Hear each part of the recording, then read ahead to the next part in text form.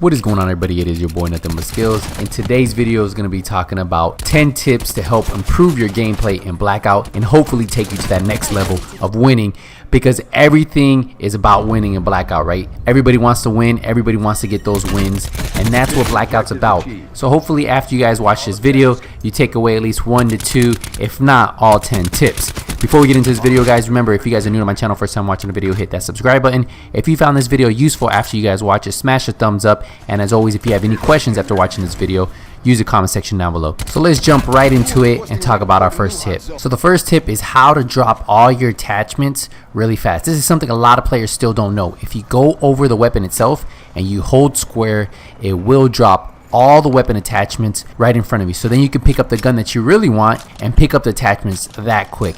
It's that simple, guys. I see a lot of people single-handedly moving them one by one, and all you have to do is go over the weapon, hold square, and it will drop all the attachments right in front of you.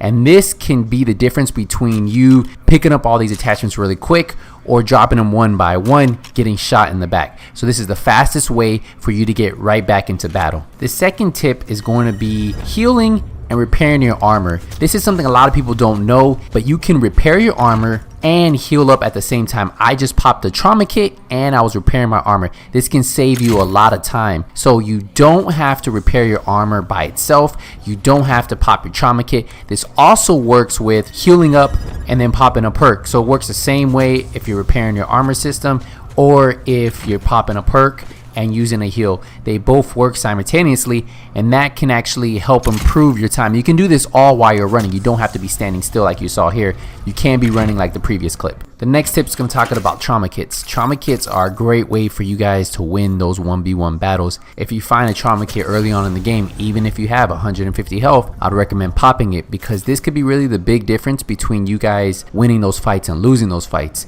Think about it this way: if you guys both have 150 health, you guys both have level 1 armor or level 2 armor, and you guys start shooting each other with the same exact gun, but you have 200 health, the big difference between you making it out of that fight and moving on to the next fight. Now, the good thing about trauma kits is if you do have low health, say you get into a fight and you're down to 25 health, if you pop a trauma kit, it will boost you all the way up to 200 health. Some people like saving it for later on in the game. Tip number 4 is make sure you guys are using those cluster grenades to your advantage.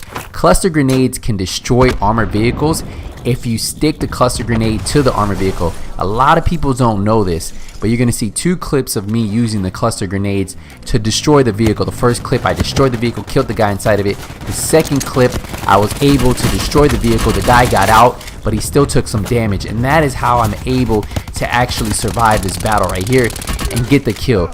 Now, a lot of people don't use their equipment the way they should be. Cluster grenades are so good that if you throw it in the general area, the little clusters that explode afterwards can kill the players. And that's something that a lot of people don't take advantage of. They don't use. As you see in these clips, I'm able to drop people, down them, kill them just using cluster grenades. They are going to be nerfing them a little bit, so they're going to have a 1-second delay from how they explode now. Now when you throw them, as soon as they land, they explode, but they are going to have a 1-second delay going forward in the next update, and I heard they are gonna reduce the damage a little bit. But cluster grenades right now are really good, especially if you're trying to get players that are camping in buildings, right? That's what I like using cluster grenades the most for, those guys who like camping in the building. You saw 2 guys camping right there. I was able to kill one of them. His teammate flanks around, has a cluster grenade, and he ends up killing me with exactly what I'm showing you. Cluster grenades are one of those equipment items that I pick up a lot, and sometimes I'll sacrifice having a perk so I can have at least 1 more cluster grenade on me. The next tip we're going to be talking about is concussions, guys. Concussions are amazing. They are going to be nerfing them a little bit, but if used right, they're still going to be a key part in getting those wins. You can use them tactically, not like you see in this first clip right here where I just throw it up in the air, but they're still going to be able to be used. If you throw one directly and hit a guy directly on, you're going to be able to use that to flank him, right? You're still going to be able to take the advantage like you see right here and me push him, but they are tweaking them a little bit, so they're going to make them where you have to hit the player directly head on, and he can still move, he could still shoot, he could still melee, but if you hit someone like I hit him right here, you're still gonna have the advantage, right? He's not gonna be able to see you. You'll be able to unload a whole clip, and that should be enough for you to secure the fight. The next tip we're gonna be talking about is using your wingsuit at the very beginning. Now, if you want to travel across the map, what you're gonna want to do is go straight down. Once you get to around 65, you pull up. You can see we were at the construction site, and we're gonna make it to the train station, and we're gonna be first. All you have to do is go down to around 65.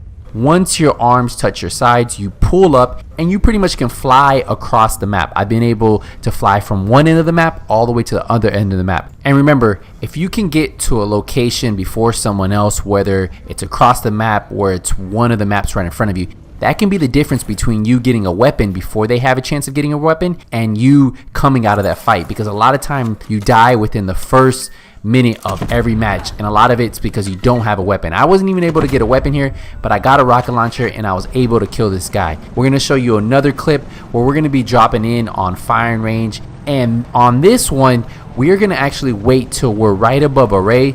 As soon as we're above a ray, we're going to jump out and we're going to go straight down. This is the key. You want to be diving straight down, because if you look, when I jumped out at a ray, I'm pretty much head on skydiving straight down, and I'm going to be the first person in firing range, and that's going to give me the advantage because I can pick whatever location I want to drop in at firing range, and that'll let me get my weapons, get my gear, and then go after everybody else who drops in. So if you want to go across the map, remember, you drop down. As soon as you get to 65, your arms hit your side, pull up, and you can float across the map. If you want to drop in an area that's on your flight path, always jump out at least one map area ahead. So I jumped out at Asylum, but I'm headed to train station. And using that technique will usually get you at the location that you want to get to first or second. At least it'll be very close. Like you see right here, all three of us land almost at the same time.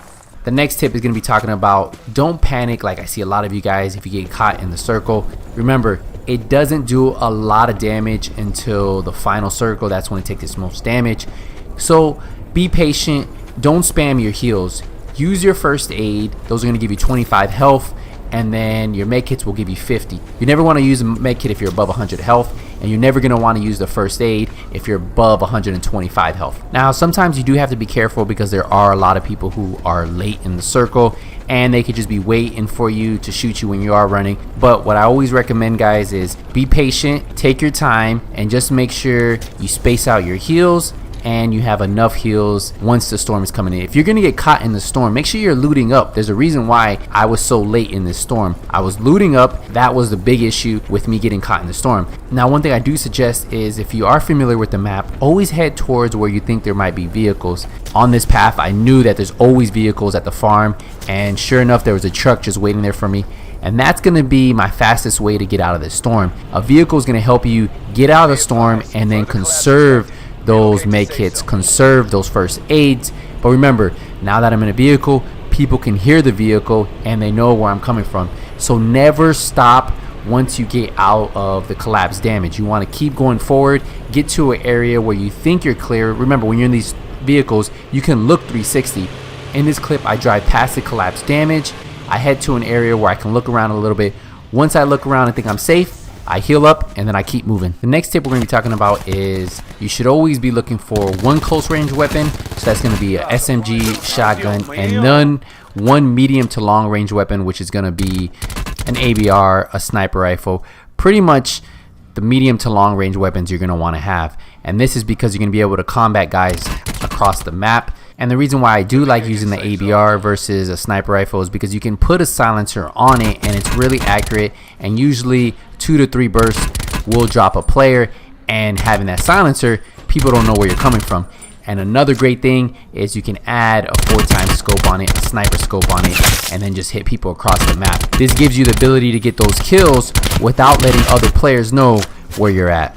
But weapons like the ABR just aren't good at close range, and that's where SMGs and shotguns excel at. So taking advantage of the weapons you have, making sure you use the right weapon for the right situation will help you get those kills, help you win those 1v1 battles, and keep you in the fight longer and hopefully get you more wins. Tip number 9 deals with armor, and you guys have to remember every level armor that you go up will have better resistance, but they also are heavier, so it makes your player a little bit louder. Now if you use something like Dead Silence, you really never have to worry about anything. Level 3 armor versus level 1 armor is a huge difference.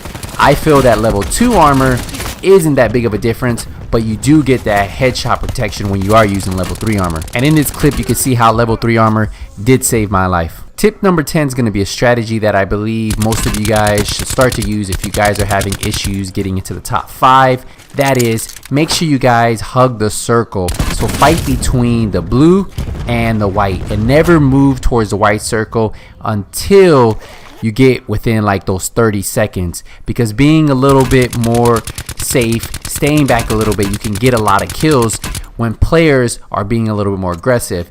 If you hug the circle, you push late, a lot of times you can catch players that are moving in late too and just get some pretty easy kills, as you're seeing here.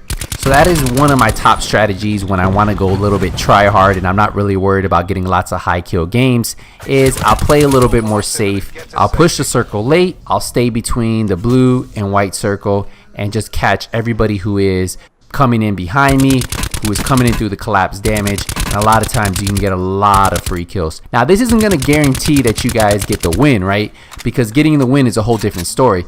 This strategy will most likely get you in the top 5, top 10 at least if you do this strategy. But getting the win, that's going to take a little bit more skill. And that leads me into my bonus tip. My bonus tip to all of you guys is, if you're more aggressive near the end of the match, you most likely will win it. Anytime I fought a player who's playing a little bit more safe, who's standing still, I'm able to push him, I'm able to flank him, and before you know it, I end up getting the win. I hope you guys found this video useful. If you guys did, make sure you smash the thumbs up, help me out. If you guys have any questions after watching this video, use the comment section down below. And as always guys, if you're new to my channel, first time watching one of my videos, hit that subscribe button, turn the notification bell on, so when I release a video, you guys get notified. I just want to say thank you guys again for choosing to support my channel. It's truly an honor for you guys to support this channel the way you guys do. And as always, if you don't see me in Blackout, it's only a matter of time. Nothing but skills out.